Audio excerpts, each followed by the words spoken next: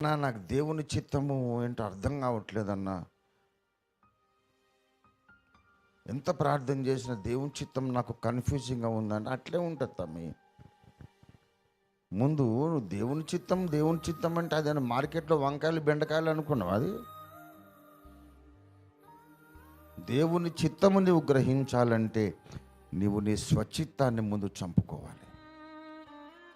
స్వచిత్తమును చంపుకోకపోతే దేవుని చిత్తము ఆయన నీకు బయలుపరచడు, తెలియపరచడు. ఎందుకు తెలియపరచడు? దేవుని చిత్తం ఏంటి, దేవుని చిత్తం ఏంటి అని అడుగుతావు. ఆయన ఇదిగో నా చిత్తం అంటాడు.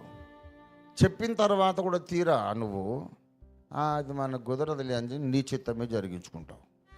అంటే దేవుడు ఏమన్నా మార్కెట్లో పిచ్చోడు అనుకున్నావు నువ్వు? ఎవడైతే నా చిత్తమును నెరవేర్చడానికి ప్రాణమైనా వదులుకుంటాడు అని ఎవడి మీదనైతే దేవునికి నమ్మకం కుదరదో వాడికి తన చిత్తం బయలుపరచడు. దేవుడు తన చిత్తం ఎవరికి బయలుపరుస్తాడంటే, నేను చెబితే వీడు చేస్తాడు,